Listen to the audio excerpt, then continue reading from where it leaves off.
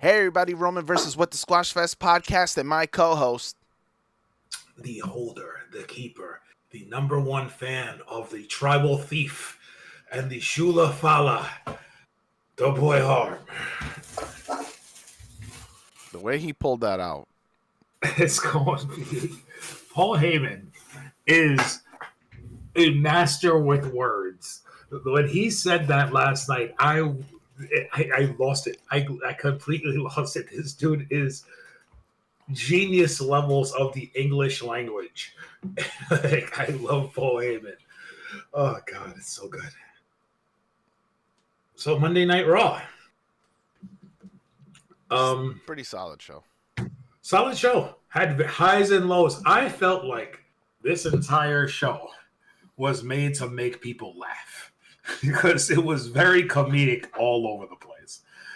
We got Bronson Reed doing his best thief gimmick, wearing Roman's J's from last week, and stealing Roman's Jordans later in the show again.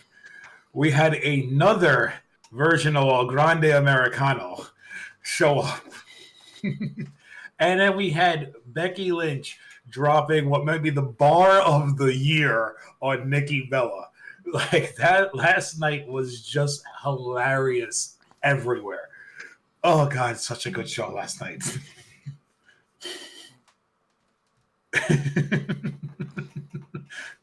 I cannot. And then we had Sheamus and Rusev brawling all over the place, all over the show.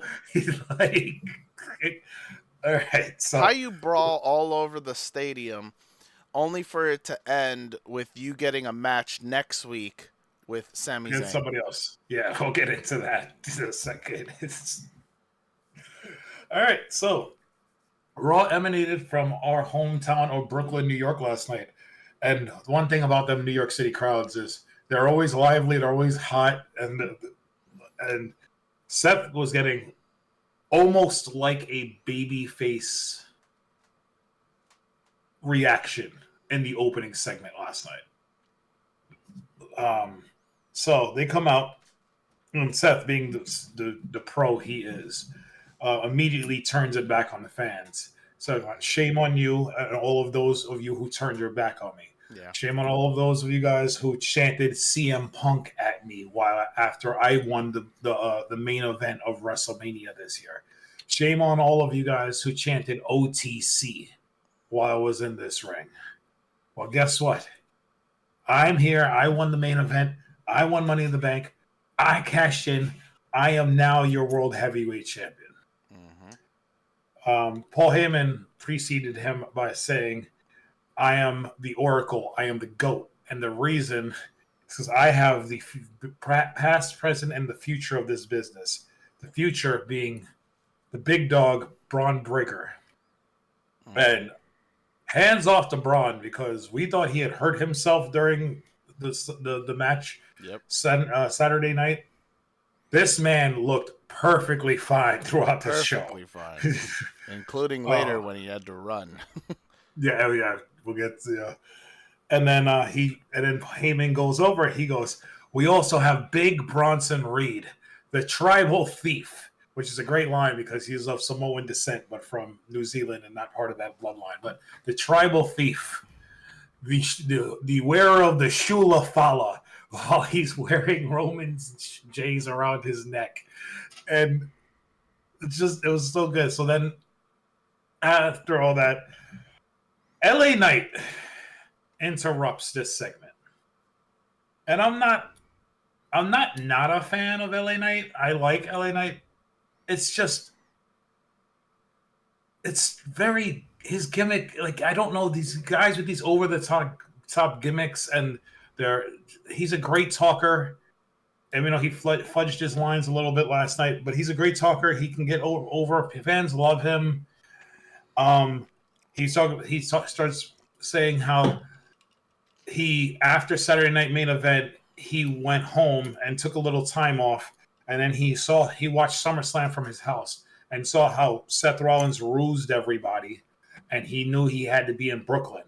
because he wanted to be the one to hurt Seth Rollins, and he didn't feel good about the way Seth walked out of their match. So now he wants to be the one to take the World Heavyweight Championship off of Seth Rollins. Something's up with technically, you. he had freezing. a case because he got a. Do I? You keep freezing, yeah. Happened twice. Third time. Oh. Camera off. Camera on. Okay. Save that. I can't with you. LA Knight wants to be the one to take the championship off of Seth Rollins, and he has a case because he technically has a pinfall victory over Seth Rollins in the not too distant past. And Seth starts ripping up the crowd. He goes, "You want a match? You want a match in Brooklyn?" No. And he walks out, and Adam Pearce comes out, and in the most kayfabe way, starts yelling at Seth Rollins, talking about how Seth Rollins' attorneys and Seth Rollins' doctors were sending Adam Pearce's medical team fake medical reports on Seth Rollins to show that he was actually injured. So he's so pissed off that screw it, he's going to make the World Heavyweight Championship match that night between LA Knight and Seth Rollins, and Bronson & Bronson injury specialists are going to be banned from ringside. So we get that match later that night. Perfect. Oh, and we finally got a name for Seth Rollins' group. The Vision. I thought that opening segment was fine. It was fine for opening up the show. It didn't excite me because I knew later on I'd be having an LA Knight match against Seth Rollins. Why? Why do you hate that guy? I don't hate him. When he's on my TV, I'm just like, okay, I gotta get through this match. That's basically it. That's how I feel. I don't hate him though. Like it's not Sheamus and Rusev levels of segue into Sheamus and Rusev Part 3. Why'd we even put on this match? What was the purpose? It's a filler match because of the simple fact it's a banger of a filler, because again, with the end of the match, they both got DQ'd. Not DQ'd, just counted out. Counted out, same difference. The point is at the end of the day, they're still tied up. So that means I'm going to have to see this at some point again. So what was the point in tonight? They're going to be a tag team. This is where this is going. We're going to get this for the next 2 months, and then eventually Sheamus and Rusev are going to tag. This is what's happening. It's the Bar 2.0. It's exactly the same. This match was fun because these two guys just went out there and just beat the crap out of each other. There was no wrestling moves in this match. It was clubbing forearms and big-ass kicks to Sheamus the entire match. These guys beat the crap out of each other for 20 minutes because they had 2 commercial breaks during this match, which they did not need. This match was fun. I was enjoying. As Big E would say, this is big old meaty men slapping meat. This was a fun match. I get it. Every 2 weeks, we don't need to see Sheamus and Rusev. I get it. But if they're going to go out there and we can shut our wrestling brains off for a little bit and just watch big guys slap each other around and punch each other and club each other and kick each other, I'm good for it. This is like Big John Studd versus Andre the Giant. This is what we got. These guys were just beating the crap out of each other. They end up brawling to the outside. They both hit 10 beats of the Baldwin on each other. They get counted out. All of the producers try to break them up. They can't do it because look at the size of these men. And then they brawl throughout the show, throughout the backstage, interrupting everybody. It's fun. This was not fun, nor was it enjoyable. I hated it, and it needs to be stopped. It does not need to be stopped. So I just gave you the synopsis of this entire match. If you want to go see some big men beat down at each other, watch this match. But throughout the show, later in the show, going into Alexa and Charlotte's segment, they have the backstage where they're walking, and Sheamus and Rusev just go flying past them, fighting fighting throughout the thing. Then Sami Zayn is having an interview, and Rusev and Sheamus are still brawling like 2 hours after their match concluded, and one of them bumps Sami Zayn and hits him in the face. I think it was Rusev. So next week we're getting Sami Zayn versus Rusev in a match. In another match we don't need. This is going to be fun. Next week, Sami Zayn Rusev is going to be a good match. Sheamus is going to get involved somehow. The following week, we'll probably get a triple threat match between the three of them. And like, we're going to continue this going. It was fun. Not even a little bit. Next match? The next was... Hurt my goddamn chest. Okay, the next segment looks like it was Penta versus Grayson Waller. That was a fun match. We got a backstage segment where the New Day are still grieving their tag team championships. And Xavier Woods had the greatest hat of all time. He looked like Raiden from Mortal Kombat or Kung Lao from Mortal Kombat had their hat on with shawls hanging off of it, but it was humongous. Like, it was ridiculous. Mm-hmm. And here's the thing: when they come out later, he's wearing a normal size hat. That transitioned into that hat. How did he have a Transformer hat? Where did he get this from? It folded. He was wearing a normal hat, it looked like a cowboy hat, and all of a sudden when he came out, he didn't have a hat on. He had it in his hand. No, it was on his head. No, it wasn't. He was holding it. And then he let go of it, and that's when it sprung out all open, and then he put it on. I thought he was wearing a hat. All right, so Grayson Waller comes up while the New Day there, and he's like, it's just talking, and he's like, when can I join the New Day? And New Day's like, you want to help us? Go talk to Baldy over there and get us a tag title match. So Grayson Waller goes over, and he's talking while Adam Pearce is talking to Penta. He's just being super disrespectful to Adam Pearce. He's like, hey, Baldy. And that's his boss. Don't call your boss Baldy. Hey, Baldy. My boys, the New Day, they need their tag title match. They're the greatest tag team of all time. And blah, blah, blah, blah, blah, blah. He said we. Yeah, I know. It's whatever. So then Adam Pearce just says, don't you see you're being disrespectful? I'm having a conversation with Penta, and we're talking about a match. And if the New Day want a tag title match, they're going to have to earn it. But since you interrupted me, you can have a match tonight. Penta, do you want a match against Grayson Waller? Cero, miedo. I'll see you in the ring.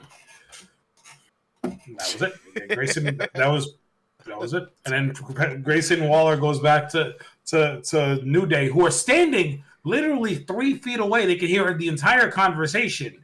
And New Day's like, what did he say? And Grayson's like, I think he said something about next week, but I got a match against Penta. You guys gonna be out there for me, right? And they're like, yeah, we'll have you back. So then Grayson Waller goes out to the ring. They have their match, and this was a fun match. Grayson Waller is great in the ring.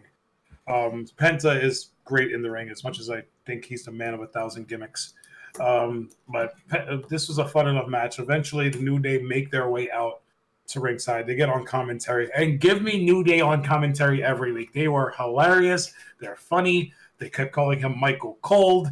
It was just New Day is awesome. This match is really fun. Towards the end of the match, Penta and Grayson Waller are like exchanging super kicks. They go to the corner. Penta does that little handstand thing where he's standing on his head in the corner, and he transitions that into a Mexican destroyer for the 3 count on Grayson Waller. New Day hit the ring. They try to attack Penta. Kofi over the top rope. Xavier through the middle rope. Penta does his tope suicida, takes out both members of the New Day, goes cero miedo, and walks away. And that was the end of this segment. Fun enough match. Got to do something with Penta, I guess. Probably Grayson Waller's best singles match on the main roster. Yep. But this was a fun match. No, really fun match. As soon as you see both of those guys, you already know what you're gonna get. It's a bunch of high flying. running around, super kicking each other. AEW on WWE television, basically. I mean, Penta only knows how to wrestle AEW style matches. Pretty much. All right. So then we get our Charlotte Flair Alexa Bliss segment. And I had preceded this by already saying they were interrupted by Sheamus and Rusev in the back. So they come out full ring gear. You know we're getting a match. Still playing up this "we're not friends" thing. It's just so Stealing awkward when they start coming out every time. Yeah. Stealing each other's championship belts off of each other. Oh, Charlotte takes his belt off of Alexa's shoulder. Alexa unstraps Charlotte's belt from around her waist. Just whatever. Like I said, they don't need these titles to be friends, but I understand. So we get Alexa and Charlotte. They're interrupted by Roxanne Perez and Raquel Rodriguez. And Raquel makes a flub in her promo. In this, I forget exactly what she said, but she said something to the extent of, "We don't need the championships, but we're going to take them off your shoulders tonight in Brooklyn," or something like that. It was really weird what she said. I remember mentioning it to you during the TikTok live last night, and I was just like, that made no sense. We get the match because Bald GM comes out and says, "Since everything tonight's being weird, and I usually want to promote my title matches in advance, screw it. We're going to have the rematch tonight for the tag team championships." Another fun match. These four ladies are really great in the ring. I would want to see more offense out of Raquel in this match. There were a couple spots where she was in the ring with Charlotte, and they showed her advantage over Charlotte power wise, shoulder block spots and otherwise. But I would want to see more out of Raquel in the match. I feel like Roxanne did a lot of the heavy lifting for the Judgment Day in this match. I agree. That was going to be my entire take. Was I need more Raquel. I need the powerhouse of the heel team to be more assertive in their matches. I understand you're not going to put the titles back on them right away, but at least make them look strong. Yes, or stronger. Charlotte and Alexa get the win. Fun match. If we weren't going to get this as a tag team feud, I know I was saying things last night, but give me Alexa and Roxanne in a singles feud as well, because those two women, when they were in the ring together, that was really fun. Yeah, they can do a high-paced matchup and between the two of them. Charlotte's just Charlotte. She's solid every time she's in the ring. As much as people want to hate her, she's the greatest women's champion of all time, and she's just solid regardless who she's in the ring with. But yeah, Bliss and Flair defeated the Judgment Day. Alexa gets a 3 count on Roxanne after a Sister Abigail DDT. And that was it. The Brooklyn crowd actually cheered Charlotte Flair. Charlotte did say at one point, "This is my first 'you deserve it' chant." when the crowd started chanting. Yeah, because no one wanted to see Vince McMahon keep giving you the title every 3 weeks to up your numbers.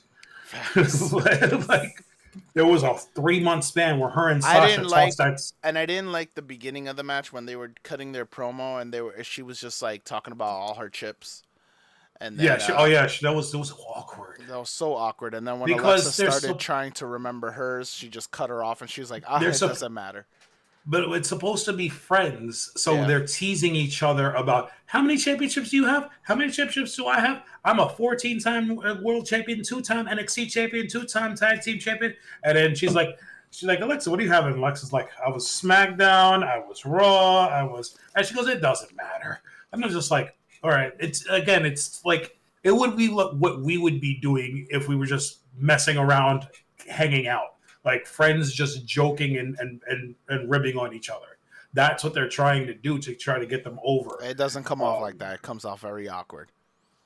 I didn't say it wasn't awkward, but I can understand why they were doing it, because they're supposed to be friends or learning to be friends.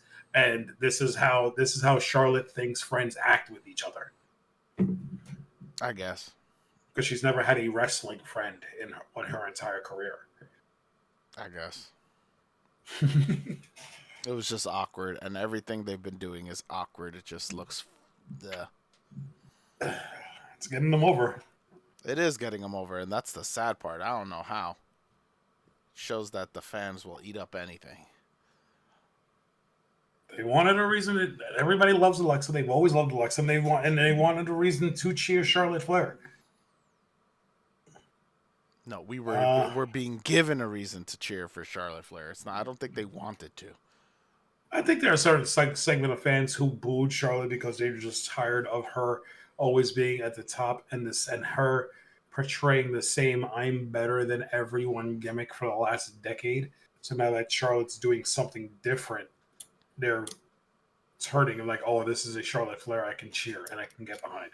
I think it's that. I think it's a certain segment of fans who want to cheer Charlotte Flair. Dragon Lee and Dominic Mysterio. So we had a backstage segment earlier in the show where Dominic is with JD and Finn, and Dominic is talking about, I'm the greatest luchador of all time. I'm the king of the luchadors. And the LWO show up. And Dragon Lee's like, you're the king of the luchadors.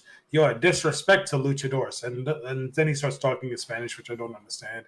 And then he just says, me and you match tonight. And Dom's like, you want a match? Fine. We get a match. This was fun. These two guys are great. Dom's a babyface. I don't care what anybody says. Dom's a babyface. He got cheered last night. He got the win. Another clean win over Dragon Lee. I know Dragon Lee's your guy, but they're never going to do anything with him. How do you get a clean win? Dom? Didn't he hit the Grande Americano, Grande Americano, right. Grande Americano. It's still clean. None of them. The third one kicked him in the head. That's right. I'm losing my mind. All right, so Dragon Lee and Dominic Mysterio have a fun match. I'm losing my mind. Oh, God. This is about to be another segment where I forgot about Grande Americano. And that's your guy. I love this gimmick, and I keep forgetting about this. So Dragon Lee, Dominic Mysterio having this match. Dom's over. Dom gets cheered from the crowd. I just took this as a giant promotion for Triple Mania, because both these guys are going to be in that mega championship match. Towards the end, after Dragon Lee hits the sit out power bomb, Grande Americano 2.0, Ludwig Kaiser comes out and gets onto one apron. His face. Dragon Lee goes to attack him. Grande Americano 3.0, which we believe is Pete Dunne, hits the side across from Hardcam on the apron. So they're both on the aprons. The ref is trying to get them down. Dragon Lee goes to go attack Dom, and we get another masked luchador, Grande Americano 4.0. Who jumps on, it might be Tyler Bate, jumps onto the ring apron and does that little side kick, that transition move that every single cruiserweight needs to do when they're entering the ring. And then Dom, I forgot, Dom didn't hit the frog splash. What did Dom hit to get the win? I'm pretty sure Dom just rolled him up, no? Yeah, probably. I don't remember. It doesn't matter. Dom got the win. So then AJ Styles hits the ring. AJ Styles hits the ring, clears out Dirty Dom. My thing is, once AJ Styles hits the ring, Ludwig Kaiser, because Grande Americano's portion of this segment was over, just starts walking his way to the back and just looks at AJ. Just like, you can go. I'm not going to do nothing. It's fine. And AJ just kind of gives him a look like, you better not touch me. So that was that. So we're going to continue this Mysterio and AJ Styles. He made it clear. He was like, I hope you know I'm going to keep coming for that title. This isn't over, blah, blah, blah, blah, blah. My only thing is, why do we need all these Grande Americanos? For the simple fact that it made sense when they started it, because the luchadors were getting over on Chad. Mm-hmm. You've done nothing all these past months but make the luchadors lose. Mm-hmm. The only upside to that has been Penta. Everybody else loses, and you don't even have that many luchadors. It's 3 luchadors you have on Raw, and one of them is out with injury. So you only got 2. One you make win, and one you two of them don't wear masks. You have 5 with Joaquin Phoenix and. Oh, I don't count them. I was literally just thinking mass luchadors. Fine, 5. And out of them, one of them is out. One of them you make win, and the other 3. Did I just call him Joaquin Phoenix? Yes, you did. Joaquin Wild. My bad. Yeah. So, and then you have 3 that are constantly losing. So why are they there? So why are we increasing the numbers as if luchadors are really out here winning everything? They're not. So what's the point? Yeah. I got nothing. I just find it hilarious. I find this hilarious. Let's get Tyler Bate and Pete Dunne more roles on television. It's like TKO said to them, we got a lot of guys not doing nothing. Mm-hmm. How can we maximize our investment for the next couple months before we release them? Mm-hmm. Side note. Yeah. We brought back, and we didn't bring this up when we were talking about on SmackDown. We were talking about Aleister Black and Damian Priest. We didn't bring it up when we talked about John Cena turning babyface. They brought back R-Truth, and they're not doing nothing with him. There's 2 stories right there that R-Truth could be implemented into that made sense. He could have still been involved in the Damian Priest and Aleister Black stuff, and he could have still been the reason John Cena turned babyface in the first place. Mm-hmm. But no, we brought him back, made him cut his hair, put him on TV for 2 weeks, and then he's off TV again. Because they want to quietly let him go, I guess. Jesus. That's how I'm taking it. All right, so we get a backstage segment with Damage Control is backstage. Kabuki Warriors and Io. And Rio walks up. And Asuka looks at her to Io and says, we're going to leave and let you talk to your friend. So then Rio's like, Io, I see that you asked Pierce for a one-on-one match against Naomi for your women's championship. And Io just looks up at him and goes, Rhea, I was not the one who got pinned last night. Great point. And great point. And she hasn't gotten a singles match for her return match against Naomi. She had the triple threat match. So let her have a return match. And Rhea's like, you're right. And I hope you win next week. Because I want to be the one to defeat you and take that championship, my women's championship, away from you. And she goes to walk away, and Io grabs her by the arm, and Io goes, Rhea, you've never beaten me, and you never will. And I love it. And that smile. She just made that smile. I'm just like, oh my God, this is so bad. It's not bad. Yo, you're I don't understand how you watch anime and you think stuff like that is She's bad. exactly what it is. That's exactly what it is. No, not an anime schoolgirl. She's an anime character. Not an anime schoolgirl, you weirdo. It's just exactly what it is. So I love Io in ring. I think she's a great talent. I think she's one of the best wrestlers they have. It's when she does things like this that my skin crawls, because it's overly gimmicky, and it's because it's not overly gimmicky. It's overly gimmicky. You just called her an anime character, which essentially to me is the same thing as Vince McMahon calling the other 2 the Kabuki Warriors. It's because she's Japanese, and if she wasn't Japanese, you wouldn't be considering her an anime character. All right, she would just be this bubbly. Woman who likes to smile and have fun all the time. No, all right, it would be that she's a character. She's portraying a deep-rooted character. There's nothing deep about her character. Yes, it is. I don't think so. Not even a little bit. She's a great wrestler who likes to smile. You hate too much things. You hate the silliest things on people, and it's so stupid. It's like I compare you to Jerry the King Lawler when he would say puppies. Every time you have one of these stupid takes, it's cringe. The Penta, Penta looks like he went into a box. Takes. Penta looks like there was an indie wrestler's box 20 years ago, and he came to America and said, "This looks cool. This looks cool. This looks cool. Let's put it on." And now I'm a wrestling Mexican ninja. Like, and what's the problem with that? Moving on, we get the greatest women's intercontinental champion of all time in the ring. The bar is set pretty low for that. But yes, Becky Lynch comes to the ring. And she's cutting a promo. She's saying, now that I'm done with Lyra Valkyria, and now that she's going, and I'm the greatest women's wrestler of all time. And she says this every week, and this is another thing I hate. It's not just me saying it. Sports Illustrated said it. So everybody else is calling me the greatest women's wrestler of all time. And I'm just like, Becky, shut up and get to your promo.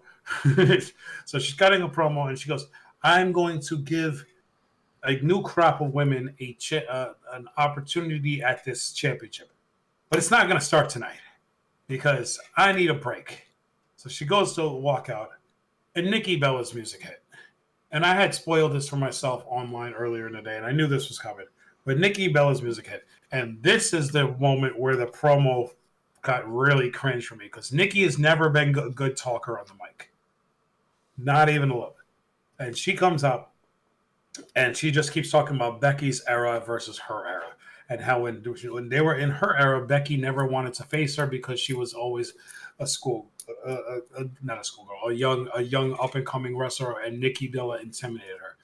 Spoiler alert: when Becky and Charlotte came up, and Sasha too, when they came up, it was the end of Nikki Bella's run because once Nikki Bella lost her Divas Championship to Charlotte, that's when she retired and went away.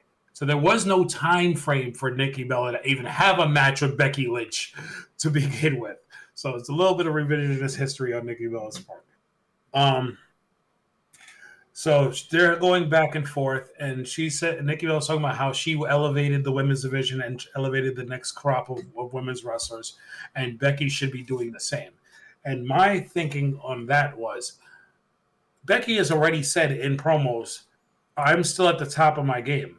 It's not my job to elevate anybody. I don't need to put anybody else ahead of me. I still want to be at the top of this division. There's nothing wrong with that. It's not your job to elevate people. They go back and forth. Nikki calls Becky a liar just like her husband, but at least everyone bought into Seth's lies. No one believes Becky's lies. Becky says, stop talking about my hot husband. Me and my hot husband are the greatest wrestling couple of all time. And she looks at Nikki and says, that could have been you.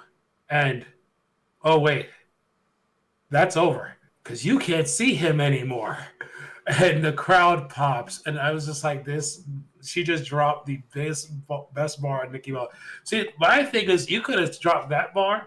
And I know you don't want to talk about her other failed marriage, the way that Tiffany Stratton talked about. Because when I took the "you can't see him anymore" as the John Cena reference, but also I thought about it last night. She could have used that same line because the restraining order is against Nikki Bella for her actual ex-husband, so she can't see him anymore either. It's just a little bit of wordplay by Becky that I thought was really good. So they go back and forth, and Becky's like, you know why you're never going to get a championship match? You know why? And then she just decks her and walks out of the ring. So we're going to get hilarious. It was funny.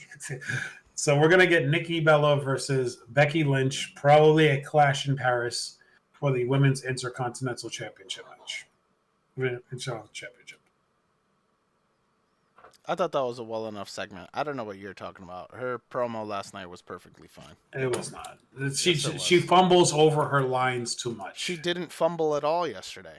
I need you to rewatch. I need you to rewatch because she didn't fumble. I was waiting for a fumble. She didn't fumble her words last night. I felt like she kept repeating the same thing over and over again because she kept forgetting her lines. I feel like you revise your own history. No, I do love it. All right. So then we get a Naomi backstage segment, and then and then on commentary.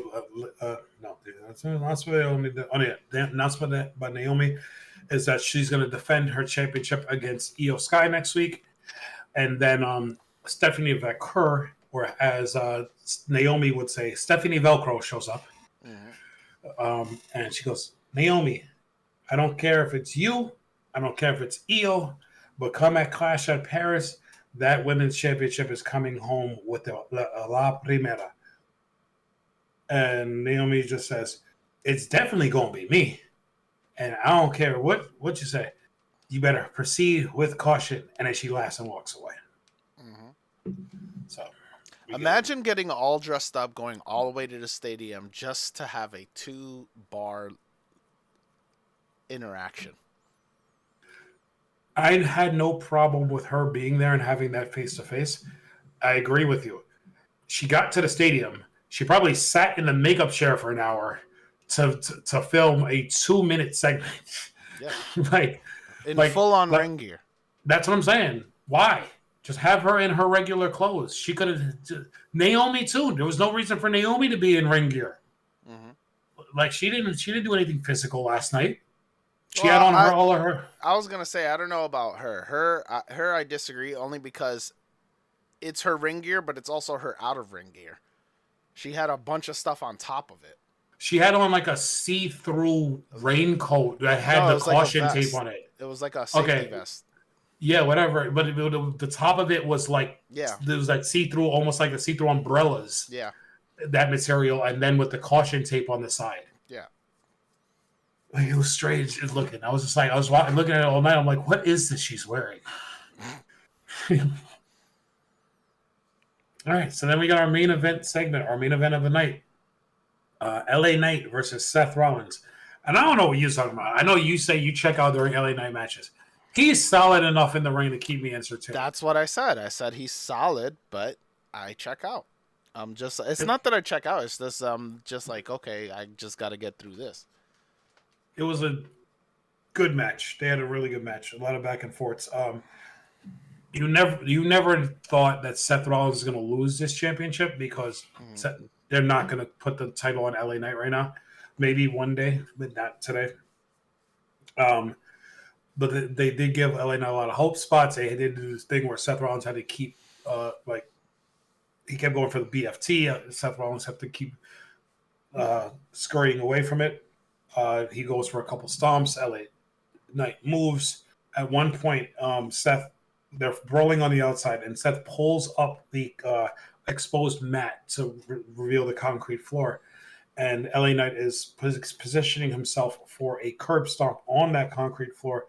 And disqualification, CM Punk, Salty Phil Brooks, comes and attacks Seth Rollins. I understand in kayfabe and maybe a little bit in real life they hate each other, but it's really kayfabe. I think they do all the shoot interviews to tell the story. I don't actually think they hate each other.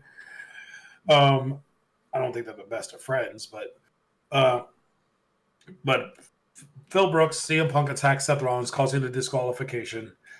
He's enraged. He's incensed because Seth cost him his world championship by cashing in on him. Spoiler alert, Seth had every right to do so. He's Mr. Money in the Bank, so you should. I understand his vitriol against Seth, but I'm sorry, you've done this twice yourself in your career, so stop being a little whiny bastard about it. LA Knight comes, and LA Knight grabs CM Punk because CM Punk just cost him an opportunity at winning the World Heavyweight Championship. They fight a little bit. Punk gets out to the outside to attack Rollins again, and we thought this man was hurt. He is not hurt. Braun Breaker came out sprinting like 1,000 miles an hour from the backstage and hits a spear onto CM Punk. They throw him in the ring. He hits a spear onto LA Knight.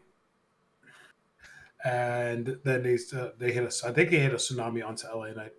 And as the three of them are standing tall and the show's about to go off the air. This is where we ended the TikTok live. And I almost told you when you were ending. I'm like, because the credits had rolled and the bottom third had played.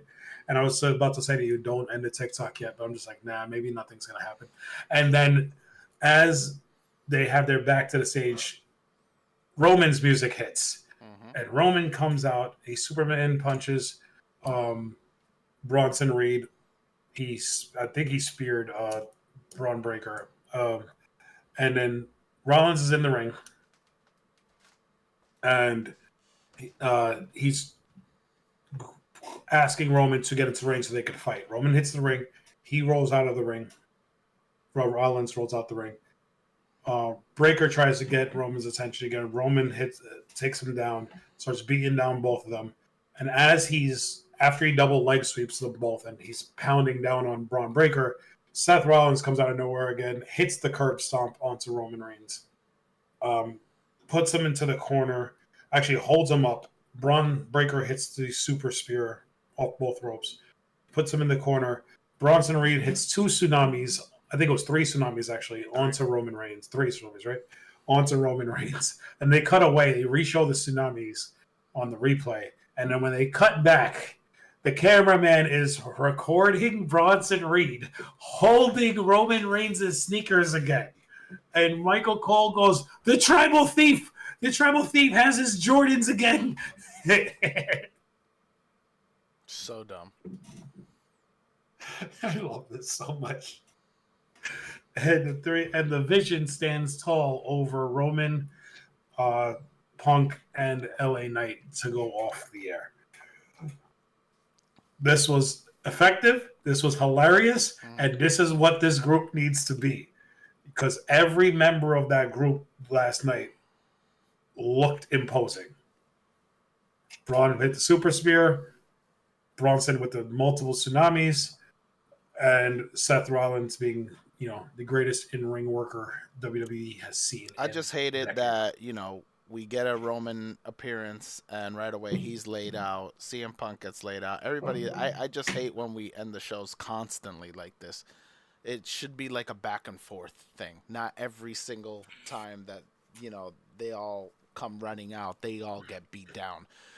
And I understand it's all kayfabe and stuff like that, but for me, if we're going to run to the ring, let's just run together. Why are we coming out one at a time, letting them get the numbers game on us, and then the next guy comes out? Because none of them like each other. I understand that. Did you hear what I said?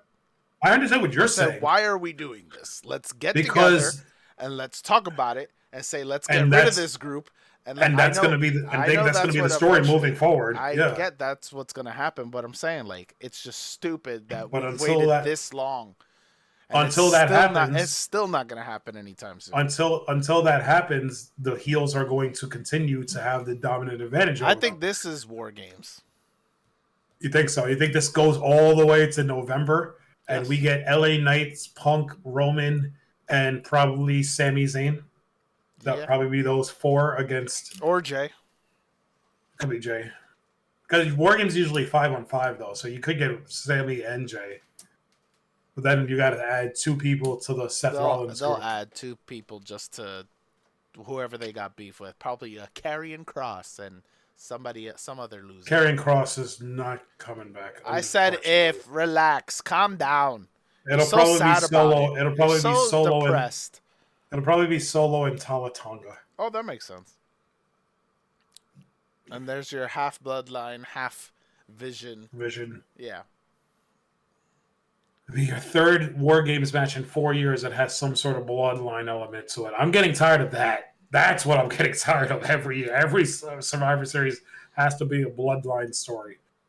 That's where I'm getting tired of. Yes, I am so depressed of Karrion Kross leaving again. I hope when he leaves this weekend and shows up for somewhere, they make him a major star. Again, TNA is a spot for him. NLW is a spot for him. I don't see him as an AEW guy. There are reports that he secretly already signed back. Okay. All right. Maybe they give him a week off and he'll be the one to attack Sami Zayn during his match against Rusev next week. Maybe. And then we get Sami Zayn and Karrion Kross in a tag match against Rusev and Sheamus. No, it'll probably be Rusev and Karrion Kross against Sheamus and Sami Zayn. The ginger duo. Yeah. Who knows? But Raw was fun. I give it a B. B minus. B. I give it a B. I'm more or less inclined to give them the same grade. It was solid. It was really good. No, it was a good show. It was better than Friday and night one.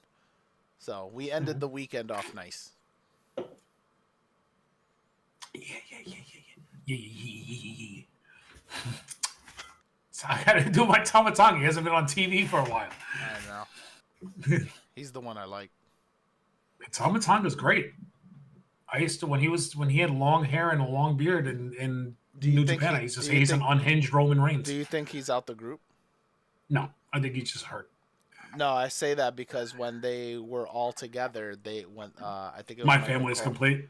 Well, Michael Cole was like, now they're finally complete. They're all together. Oh, well, yeah. When they got him, when Tala Tonga Hikuleu debuted, Solo had a segment that said, "My family is finally complete." Yeah. I don't know.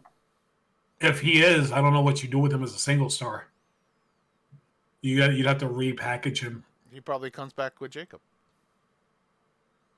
Yeah, I don't want that either. Jacob needs to be on his own when he's done with Solo. He's not going to be because he's definitely tagged with Jimmy. They need to separate him too. If they're doing a draft in October for the new seasons of Netflix and television seasons, I'm gonna need so many people moving brands. Like, I don't want Jimmy on SmackDown anymore. Put Jimmy on Raw. Put him with his brother. Still have them singles on their own, but have them on the same show. I need Sami Zayn leaving Raw and going to SmackDown because I don't need him and Seth crossing paths anymore. Sami Zayn going after Cody might be an interesting story for a world championship, because then you have the babyface thing. And Sammy might be in the short runnings of people who could potentially win a Royal Rumble this year, because the Royal Rumble is in Saudi Arabia. So Sammy might be one of those guys who might win the Rumble this year. I need people moving brands. I cannot do this anymore. Like, Drew McIntyre just got to SmackDown and it already feels stale. And I don't even want him back on Raw, because then it's just going to be him, LA Knight, and Seth Rollins again. You're sending him to NXT? That's crazy. Nah. I mean, Drew McIntyre, Trick Williams, that could be money. Here we go. I'm just saying. I'm going to need people moving. Put Tama Tonga away from the rest of them. Put him on Raw. Have him feud with Dominic Mysterio for the Intercontinental Championship. Something. Okay. So angry. All right, but yeah, that was Raw. Raw. And tonight we got NXT. You gonna watch NXT? It's not canon. I hate you so much. Why are you looking at a preview that no one cares about? There's 2 championship matches set for NXT tonight. Ooh. What are they? Sol Ruka. I love Sol Ruka. My next new obsession. She's facing Tatum Paxley. And you're not gonna know any of the people in this tag team team defense. So Go. It's Hank and Tank. I got nothing. They're taking on. I know the guys are in Chase U. Oh, Uriah Connors and Cale Dixon. You know Andre Chase. He has a new version of Chase U. Yeah, the 2 guys that were gonna beat up the other guys with the chairs. Yes, that's the match. Yes. So it's Uriah Connors. Oh, so then I know everybody. Ha! In your face. It's Uriah Connors and Cale Dixon. Uriah Connors, the one with the long hair. Okay. That's Fit Finley's son. Oh, nice. Yeah, Brogan Finley. So NXT should be good tonight. I think that if you're a fan of NXT and TNA, watch NXT. I say this every week. It's one of the more enjoyable WWE products they put on every single week, because it's just stupid and silly and fun. All right. Well, thank you guys for watching. We appreciate you guys as always, and we'll catch you on the next one. Peace.